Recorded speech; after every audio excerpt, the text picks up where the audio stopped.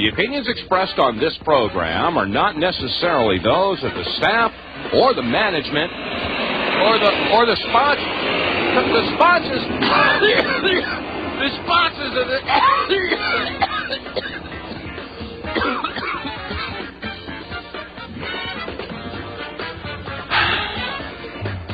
Welcome, ladies and gentlemen, to the Monday edition of the Power Hour. Just a little tongue-in-cheek stuff going on there. Anybody living near an airport can relate to that.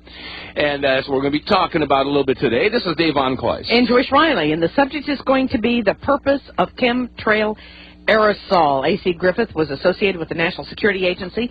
He carried a top-secret clearance, a cryptographic clearance, and in more recent times he was associated with the Central Intelligence Agency operations. He was married to a lady lawyer, judge, and his father-in-law was the Chief Justice of the Supreme Court of Virginia. He is with us today, and we want to say thank you very much, A.C. Griffith, for joining us to talk about the purpose of chemtrail aerosol. Thank you, sir, for joining us on the Power Hour today. Thank you, Joyce. It's indeed a pleasure to be with you today. Well, I must tell you, I think the listeners are going to get more today than they probably imagined, given the fact that you have some information that most people do not have access to, and probably information we would just as soon not know. However, knowledge is power, and we thank you for joining us, and I know that you have listened to the Power Hour in the past and have been very supportive of the activities and providing information to the Power Hour. Let's talk just as much as you want to talk about what your past experience was all about, sir. I spent a couple days making talking points to make a guide map of how to present this to you. It is such a big topic. It's very difficult to know where to grab it to begin. Several years ago, I got a telephone call from Mike Blair at the Spotlight newspaper in Washington, now called the American Free Press. He asked me to help work with him on the story of the white trails coming out of the airplanes. And time has gone by. I guess that was 8 or 9 years ago. We actually got inside the program. We're the only people in the world that actually got inside of that program. When you say you got inside that program, the aerosol program, the chemtrail program, you're talking about information on the inside of this program. I'm talking about actually getting inside the program at Wright-Patterson Air Force Base where it's being managed. Wow. And we actually got into some of the people that were dissatisfied from within the program, and they divulged a lot of the acronyms and the purpose of the program and so on. And that's the only way that anybody could ever have broken the secrecy of this program. Okay. We know that people have died over this program. People have been hit to keep them quiet. And we know that other things have happened to keep people in this program. One of the key people that designed the aerosol, the barium salt aerosol, was set up by people in the Reagan administration, and he's now sitting in federal penitentiary. They still go to him to ask him questions, but yet he is in the prison. That is a little unnerving, isn't it? Yes, it is, absolutely. That the man that designed the barium salt aerosol is sitting in a prison. Well, it would sort of make sense. Now, before we go any further, let's just define what you believe to be the aerosol crime issue. I mean, just what is this aerosol that we're discussing? I mean, it comes out of aircraft, we believe, or we know, and that is the basis of a program that is set up to not do good to this country, but probably do harm. Now, I remember we had a couple of people on the program recently.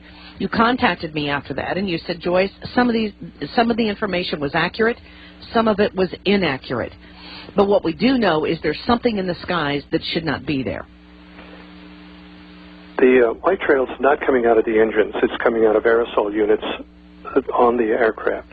In the very beginning, the early days, the aircraft were flying relatively low, 10,000 feet or below, and they were developing the program.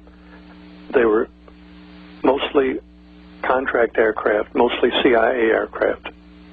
Now the program has been expanded, and commercial airliners have been outfitted with aerosol units that are controlled through computer systems and satellites to dispense a barium salt mixture. It's a mixture of barium salt, not coming out of the engine. It's coming out of aerosols. And we have checked on information. We do confirm that the name of the project is Project Cloverleaf in the aircraft industry. It is very secretive. It is the most secretive thing I have ever encountered. People have died over this, talking about it. I listened to your broadcast just a few minutes ago. The general was on saying that he is very patriotic and he feels compelled to speak out, and that's exactly the same way I feel. I am very patriotic. I was born before the Second World War. I'm an old guy, and I come from that generation and that mindset. This is my country, and I see my country being dissolved. My country is being destroyed right in front of my eyes, and the people are being hurt, and that's why I consented to be on your radio program today. I know you will remember that you've asked me many times to do this, and I've been very reluctant, but it's time. It's time to speak out and go public with these things. Well, that is correct. I have asked AC to be on this program many, many times, and you do this, I think, with a considerable amount of risk to your own life, do you not? Yes, that's right. So there are people who have lost their lives, people who are now in prison as a result of divulging this information. Now, you were, as you say, very patriotic. You still are very patriotic, and you were doing this out of patriotism, out of love for your country. As I know you are. That's correct. That's correct. You know, Joyce, I'm in Richmond, Virginia, just a few miles from the spot that Patrick Henry stood in 1775. He was talking to Thomas Jefferson, George Washington, George Wythe, and others in St. John's Church. And they were talking about the oppression coming from England at the time. And he was a little put out at them for not deciding a course. And he concluded his speech to them with, "I know not what course others may choose, but as for me, give me liberty or give me death." And I think we're approaching a time like that. Mm-hmm. Don't you? Oh, absolutely. There's no question in my mind. I talked with you about a discussion I had with a military member who admitted to me, well, first of all, he did not believe that there was such a program. However, he was stationed at one of the bases where I knew some of the operations were taking place on this aerosol clouding or aerosol dispersion or whatever you want to call it. And I had him go to the person who we knew was in charge at that base at that time. And he did, in fact, confirm that the person that admitted to some of the information that we're about to talk about here, or that some of the information regarding this program. And he was so disillusioned when I talked with this military officer. He said, "I am leaving the military, Joyce. I did not believe you when you told me about Gulf War illness." And then he said, "I became ill. Then I found out the doxycycline was true. And then now I have found out about this spraying issue." And he said, "I can no longer serve the military." Well, let's talk about this subject of what the aerosol program is and how you were able to obtain this information. First, Joyce, if you will allow me, let me paint a picture, a time picture. At first, you may think it's not related, but you will see that it is related. So if you will indulge me just a minute, let me go back to the Kennedy assassination.